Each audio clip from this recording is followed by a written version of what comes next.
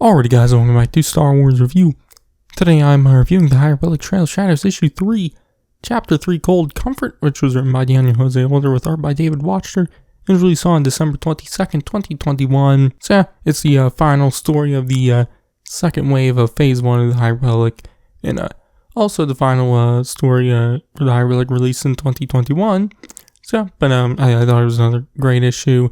Had some nice connections to the other Hyperbolic comics, mainly issues 11 and 12 of the Marvel series. There was a small, more fun connection to issue 11 of the Hyperbolic Adventures also, but it ties into the Marvel series because in that we see Denial used the Great Leveler, or seemingly using the Great Leveler, on Keeve, Trennis, and Tarek, which affects them both, but turns Tarek and their bond twin Sarah into stone, just like Loden Great Storm. So in this issue, we see Emmerich and Cian back on Coruscant, now with Stellan Gios, as they discuss Uttersond and Arthab Fall, and if the weapon Uttersond is selling is the one that killed Loden.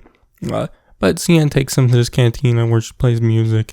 And while she's on stage, we see Emmerich and Stellan discussing that old nursery rhyme, which I guess the lady who sang it to them had died a decade beforehand, but I guess she was from Dalna. Which Stellan talks about how when researching about Dalna, he found that some stuff about the planet had been deleted from the archives. But Stellan then gets a call from Avar telling him to come back to Starlight Beacon right away because there's been another leveler attack, which we then see them in the med center of Starlight Beacon talking to Dr. Gina Lee about the twins and how only Tarek was directly in contact with the weapon, but because of their bond with Sarah, Sarah was also affected, but I guess their connection is also what's keeping them alive. So, they kind of examine them and then kind of theorize a little bit. I think it was Cian says that maybe the weapon uses the Force in some way. But, we then see Emmerich ask Keeve what she witnessed, which she tells them that all she saw was a big monster of claws, which... obviously she gets upset over talking about it, so Emmerich comforts her and tells her that they'll stay on Starlight Beacon for a few days, and if she remembers anything, to tell them. But we then see them out in the hallway discussing what every survivor had witnessed, which for everyone was something different, which Cian suggests that maybe there's some hallucination involved, which upsets Stellan, who, was there when Loden was killed and witness it all, but he kind of yells at them saying it wasn't a hallucination and starts to storm off. But this is when we get a little connection to the Hyperbolic Adventures with Padawan Ram Joe Moram running through the hallway, which we see that exact moment in the issue 11 of that series. But Stellan then apologizes for getting upset at them, but he says he felt a living thing there when he was there, and so he just believes that it was all real and not a hallucination. But then Avar appears and wants to talk with Stellan, so Emmerich gets Cian and dips out of there because he doesn't want to be around them when they're together. But then he shows Cian around Starlight Beacon, and they go to the garden area where Cian talks about how Emmerich comforted Keeve earlier, which, Emmerich goes on about Jedi's emotions and whatnot. But Cian says she mentions it because she thinks Emmerich kind of needs that comforting also, which we see Emmerich kind of open up to Cian about how, he's scared of what this weapon is and how it might kill everyone he's known and cared for. And, he says the only people he's ever cared for were Jedi until he met her, which he, continues on about how Jedi aren't supposed to let their emotions rule them, but they still do feel them, and that even though he's a Jedi, he's still a human.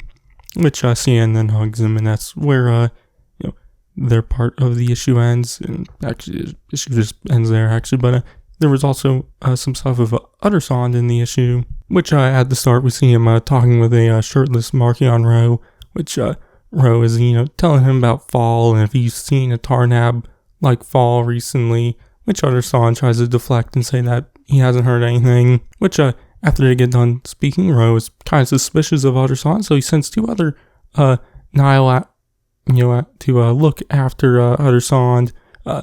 But we then later see Arthab Fall arrive at Uttersun's ship, and he attacks it and all the other Nile aboard, which Utterson helps him out. But then they get boarded by the Nile Marchion sent after them, which we then see them later, sometime afterwards, investigating the ship and all the dead Nile, while also talking to Marchion, saying that Fall fled when they boarded the ship. But then they find an injured, still alive Utterson, which I'm assuming Fall had injured Utterson to kind of make it seem like Utterson didn't do anything, which Marchion tells them to keep Utterson alive, because maybe he did betray them, but he also might not have, and he might have answers on who did. And that's where the stuff of Utterson ends in the issue. So yeah, like I said, it was another great issue. I like the connections to the other stories, and the other comic series. But I also just been really enjoying the mystery noir genre in a Star Wars setting also for this series, in this mystery story about the Great Leveler and whatnot. And just in this issue, just learn more about it and whatnot. Also like seeing Emmerich and Cian's relationship grow. Also really liked Stella in this issue.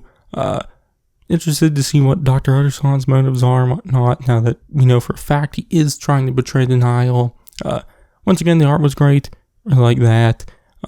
So yeah, obviously the last two issues of this series had released after the novel The Fallen Star, so I do wonder how much new information we'll learn about the Great Leveler and whatnot in those last two issues, because I would assume some of those answers will also be in The Fallen Star, so just having to wait and see. I'll definitely talk about it in my reviews, but yeah, this issue, once again, great. I'm gonna give it an A, so yeah. But anyways, that's gonna be it for this one. My next Hyperbolic review will be of The Fallen Star, so you can check that out then. But in the meantime, you can check out all my other Wave 2 and Wave 1, and just all my other Phase 1 Hyperbolic content. So yeah, but I've been Starzy, and I'll catch you guys in the next one.